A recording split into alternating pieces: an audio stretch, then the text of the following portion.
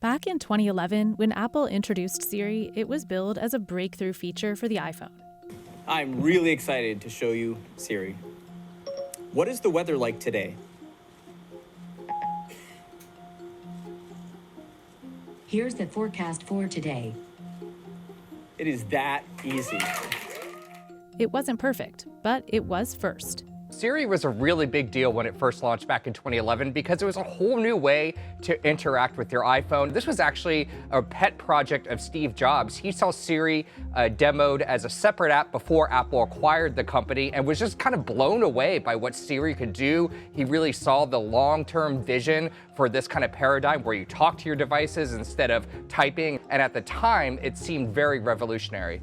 But 15 years after it launched, the voice assistant still mishears things, misses context, and now the rollout of a new and improved Siri has been delayed. And last year, the tech giant introduced Apple Intelligence, but critics say Apple has not evolved to meet the new AI standards set by OpenAI's ChatGPT, Google's Gemini, or Amazon's Alexa. If you look at everything they announced in WWDC last year, a lot of that hasn't come to fruition. They've hit a lot of speed bumps. Since the November 2022 release of ChatGPT, generative AI has taken off. Tech giants like Microsoft and Google have centered their strategies around large language models, LLMs, from search to productivity. But some say Apple has fallen behind. You had ChatGPT, you had Anthropic's Claude, and so many other of these artificial intelligence products coming out there outside of Apple's ecosystem, and Apple still hasn't been able to catch up. Apple's stock has also taken a hit. Over the past 6 months, it's fallen more than 16%, while other tech companies like Microsoft and Google have pushed ahead in AI. If Apple was as successful in their own pursuits for generative AI as we've seen some of their mega cap competitors, Apple's stock price would be higher than it is today. In November 2023, during an interview with CNBC, Apple's hardware leaders insisted the company wasn't falling behind. Critics have been surprised that Apple appears to be falling behind when it comes to AI. How do you respond? I don't believe we are. Not too worried. Not too worried. Since that interview, the AI landscape has moved fast, and Apple's position in it has only grown more uncertain. So what went wrong with Siri? And can Apple still lead in AI, or is it too late to catch up?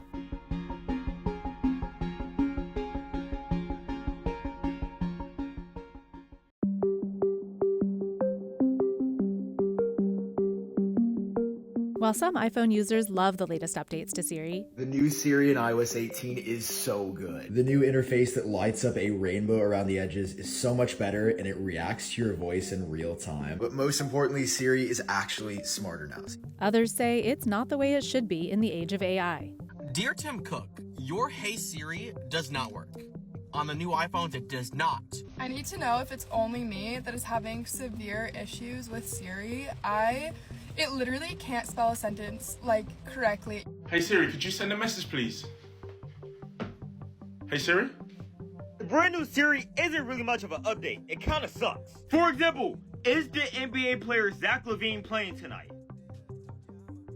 Okay. Come on! It should be able to tell me instead of bringing up stuff from the web. Siri is one where there was so much promise, but obviously been very disappointing, especially after that first splash. While Siri was groundbreaking in 2011, Apple didn't build on that early lead. Over time, the assistant fell behind as rivals launched smarter, faster, more adaptive AI tools. There are a number of things that have held Siri back since it launched several years ago, and it didn't take long for competitors to really catch up to what Siri is doing, most notably Amazon with Alexa. Apple has traditionally been a hardware company. They make great hardware, not so great at the software and services bit of things, and so Siri kind of stayed the same for several years after it first launched. Apple's strategy has been focused on building generative AI models into its devices, aiming to make daily tasks easier. But industry watchers say Apple has been reactive and slow to match the moves of rivals like Google and Microsoft.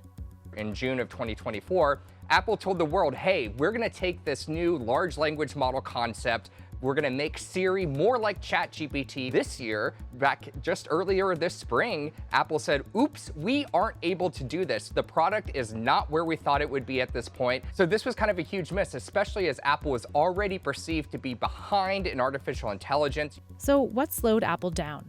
Experts say missed opportunities in model development and internal fragmentation. They're not developing the models in-house and implementing them in-house. They're relying on third parties and then following the trend. And I think by relying on OpenAI or increasingly other players to be able to do that, they lose that control. They lose the ability to implement the guardrails, the controls necessary to be able to effectively build the correct solution and implement it most effectively and most user-friendly to ensure that it actually aligns with their core principles. Apple restructured its AI teams, delayed key Siri updates, and was slower than rivals to hire top LLM talent.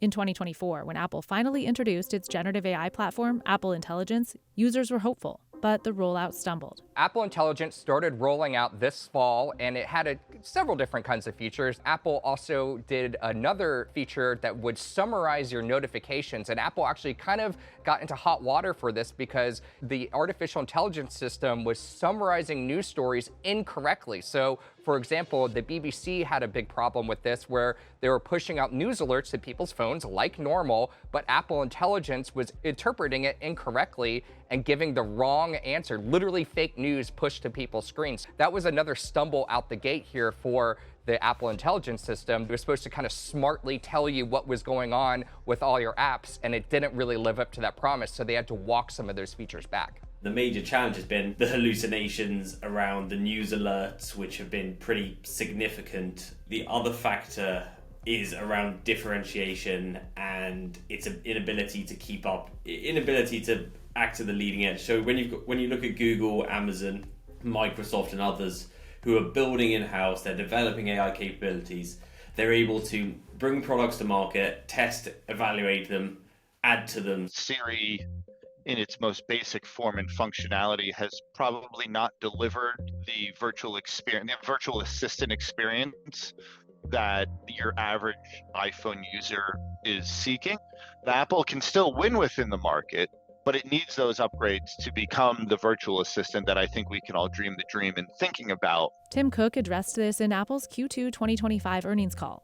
With regard to the more personal Siri, as you mentioned, we just need more time to complete the work so they meet our high quality bar. Apple declined CNBC's request for an interview for this story.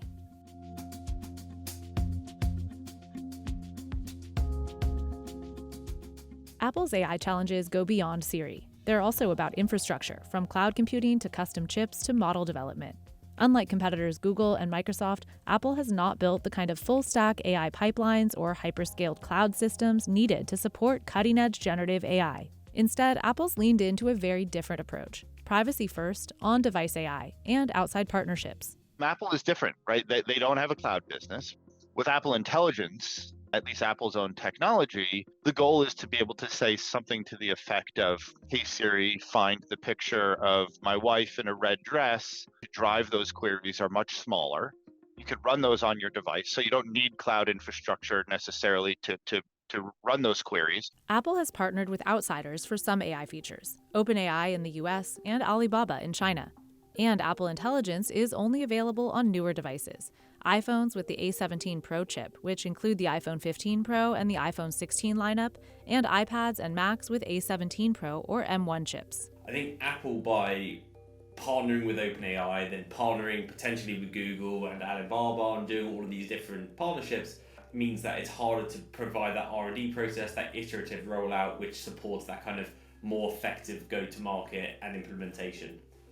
However, you can kind of look at ways in which their partner model that they're going with generative AI could be an asset, could be an opportunity to kind of provide the differentiation. The strategy means the models Apple trains are smaller, but also more limited. If you ask broad questions like, how does quantum theory affect chip design, Apple hands that off to OpenAI. Still, Apple is spending heavily to close the gap. In February, it pledged more than $500 billion in U.S. investments over 4 years, including new chip facilities, AI infrastructure, and hiring. The $500 billion investment, this was something that Apple does every 4 years at the beginning of a new presidential term.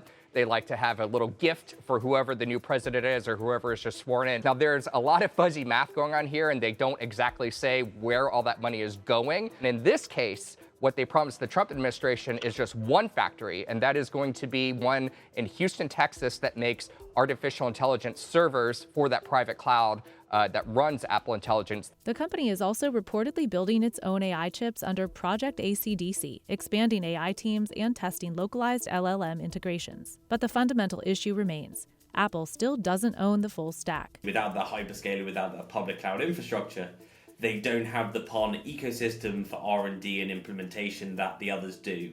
I think there's always going to be challenges around fighting it out with the Googles of the world if in an AI race, if they don't have those in-house public cloud capabilities. Unlike rivals like Meta, Apple has spent years prioritizing privacy. That means it has not collected the same volume of user data needed to train powerful AI models. It's a strategy that builds brand trust, but limits flexibility. This is what Apple's always done, and they've always had to kind of balance the privacy of its users versus the latest and greatest features. And when it comes to AI, we can see the disadvantage, at least, to that mindset, because without using just the open web in the same way and without using customer data in the same way that Google and OpenAI and so many others have been doing, Grok, for example, the XAI product, it uses so much data from the X platform, formerly Twitter, to inform and train its chatbot. Apple doesn't have a social network to lean on the way Facebook might or that Grok or XAI might have. So instead, they have to rely on public data or synthetic data that's already generated by AI to do it. And what we're learning now is, yes, that kind of works, but at the same time, it doesn't make the product as powerful. Apple just can't be a bystander. They can't just look at this and play in their own sandbox. Look at every other big tech company. And it's the challenges, but also the opportunity facing Apple. But developers are yearning for Apple to be a player.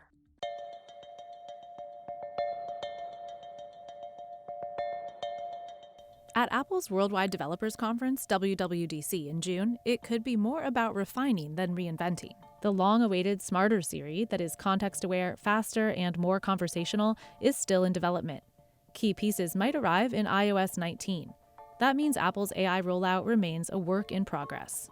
There's going to be this sort of extra dose of skepticism around everything they announce related to artificial intelligence. They kind of have to say something about AI. They can't just ignore it, but they also, we know that the things that they were working on last year just couldn't get off the ground. So maybe AI takes a little bit of a backseat compared to some of the other features they want to bring to the iPhone. But I do expect them to still talk about Siri, to still talk about artificial intelligence and Apple Intelligence, the new features through AI that they do plan to bring to the phones in the future. Despite delays, Apple has an edge: scale. It controls more than 2 billion active devices, runs its own chip division, and still enjoys deep user trust. You have 2.4 billion iOS devices around the world. I recognize that Siri can be obtuse. She can't do what so many other AI systems can do. In fact, she isn't even AI, leaving Apple open for, open for what? When it's ready, you'll get it. And they won't rush it out the door just to please Wall Street. That's Apple's AI mission, to get it right for you, not this street that's right over here. Tim Cook will have the best. They'll have the best AI. Cook's North Star is client satisfaction. And over time, that strategy is a proven winner. The one thing that would be a massive value driver for Apple and Siri would be if they managed to implement agentic AI on device. That would be a huge opportunity for Apple to kind of bring some differentiation and be the first kind of major mainstream vendor to bring agentic AI on device. But competition is heating up. In May, the lead designer of the iPhone, Johnny Ive, officially teamed up with OpenAI to create a new AI device that could be a potential threat to Apple. News of the partnership caused Apple's stock to fall. I think Apple underestimated the AI shift. I think they underestimated the complexity. And I think it's really why they had to bring OpenAI in as a partner. And I think when you look over the last 6 months, there have been mea culpa, which is pretty rare for Apple. Apple's also expected to shift how it announces new features, revealing them closer to release. It's a move that could help manage expectations, signaling how much the company is recalibrating in real time.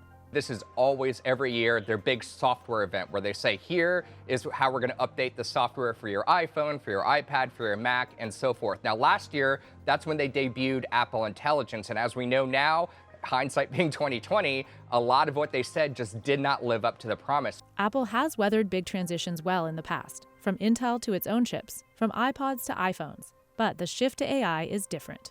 You know, Apple didn't become the most valuable company in the world by accident. There's a DNA there that I think AI, they definitely underestimated, but that's also the opportunity they can go after.